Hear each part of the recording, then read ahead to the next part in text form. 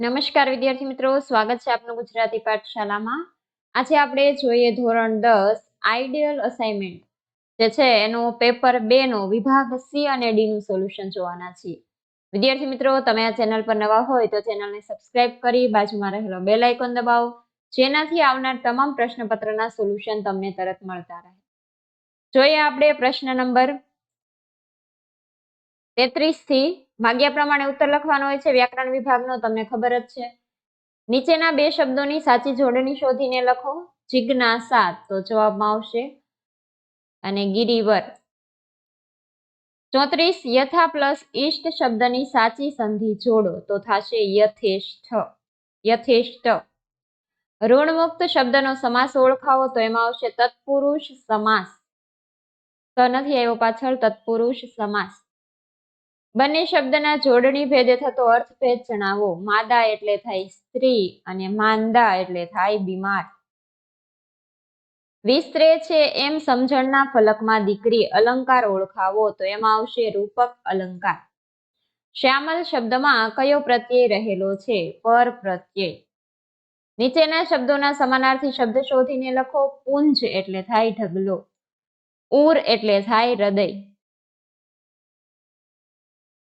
ધૂળ સંજ્ઞાનો આપેલા વિકલ્પોમાંથી સાચો પ્રકાર જણાવો તો એમાં આવશે દ્રવ્યવાચક સંજ્ઞા. નીચેના પ્રશ્નોના માગ્યા મુજબ જવાબ લખો. રૂઢિ પ્રયોગનો અર્થ આપો. ચકિત થઈ જવું એટલે થાય નવાઈ પામી જવું. કહેવત બોડીને તાવળી કાંકી કેવી. અત્યંત દરિદ્રતા હોવી, જેની પાસે ખાવાનું ન હોય એવા ગરીબ પાસે સાધન ક્યાંથી. શબ્દ સમૂહ માટે એક શબ્દ કેકાનો અવાજ એટલે થાય કેકારવ. વિરુદ્ધાર્થી શબ્દ લખો. નિર્મળ તો થાય મલિન. કર્તરી વાક્ય બનાવો.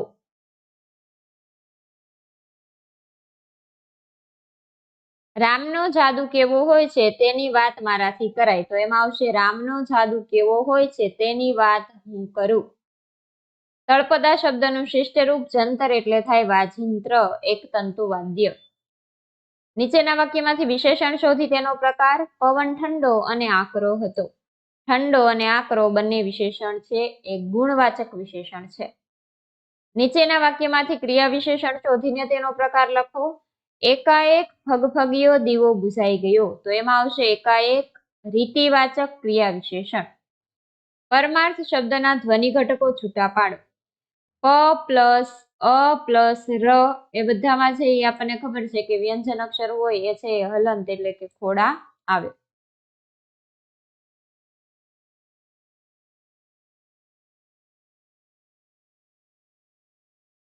પ પ્લસ અ પ્લસ ર પ્લસ અ પ્લસ મ પ્લસ આ પ્લસ ર પ્લસ થ પ્લસ અ. નીચેના વાક્યની ભાવે રચના બનાવો. તમે વડીલો સામે ઊંચા અવાજે ન બોલો. તમારાથી વડીલો સામે ઊંચા અવાજે ન બોલાય. નીચેની પંક્તિનો છંદ ઓળખાવો. સૌંદર્યો વેડફી દેતા નાના સુંદરતા મળે. સૌંદર્યો પામતા પહેલા સૌંદર્ય બનવું પડે. અનુષ્ટુપ છંદ. પૃથ્વી છંદનું બંધારણ. જસ જસ યલગા. વિભાગ ડી લેખન વિભાગ હોય છે. અર્થગ્રહણ એનું જોઈએ સોલ્યુશન સંપૂર્ણ. નીચે આપેલી પંક્તિઓનો આશરે 15 વાક્યોમાં અર્થ વિસ્તાર કરો. પૈસા ને વળી પદવી વિશેષો વિશ્વાસ, રાવણ કેરી સિદ્ધિ પણ પળમાં પામી નાશ. પ્રસ્તુત પંક્તિઓમાં કવિએ ધન સંપત્તિ અને પદવી એટલે કે સત્તાના અભિમાનમાં રાચતા લોકોને ચેતવણી આપતા કહ્યું છે કે પૈસા અને પદવી વિશ્વાસપાત્ર નથી, એટલે કે તેનો કદી ભરોસો કરવો નહીં. તે આજે ભલે આપણી પાસે હોય પણ કાલે કદાચ ન પણ હોય.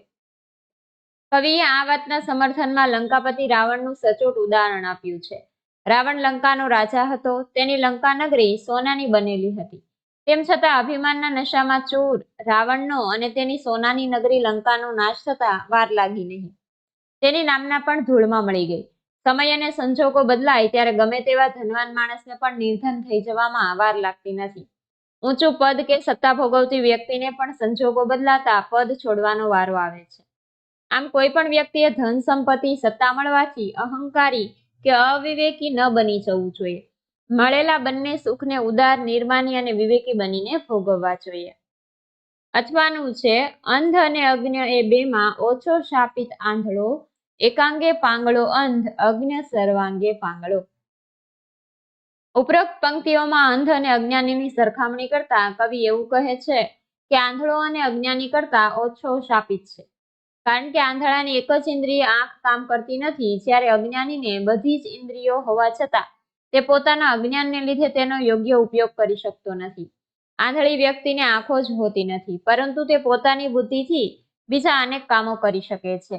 તે બ્રેઇલ લિપિનો ઉપયોગ કરીને વાંચી શકે છે, સંગીત અને હસ્તકલામાં પ્રવીણતા મેળવી શકે છે. જેમ કે સુરદાસ અંધ હતા, છતાં તે એક મહાન ભક્ત કવિ તરીકે ખ્યાતિ પામ્યા હતા. તેમણે અનેક ભક્તિ પદોની રચના કરી. જ્યારે અજ્ઞાની વ્યક્તિના હાથ પગ અને આંખો બધું અને સારું હોવા છતાં તેનામાં રહેલી મૂર્ખતા અને અજ્ઞાનતાને લીધે તેઓ એમનો ઉપયોગ કરી શકતા નથી. એટલે જ અંધ કરતા અજ્ઞાની વધારે દયાને પાત્ર બને છે. તમારી સંસ્થાના ધોરણ 10ના વિદ્યાર્થીઓના વિદાય સમારોહનો અહેવાલ 100 શબ્દોમાં લખો. વચ્ચે હેડિંગ તમારે આ રીતે લખવાનું છે. પછી સ્થળનું નામ અને હાઈસ્કૂલનું નામ લખી તમે તમારી શાળાનું પણ અહીં લખી શકો છો.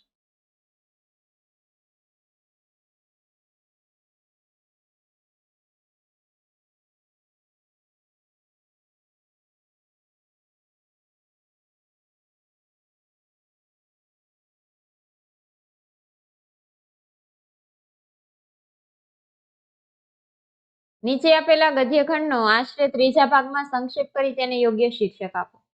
ફકરો છે એનું સંક્ષેપીકરણ કરવાનું છે.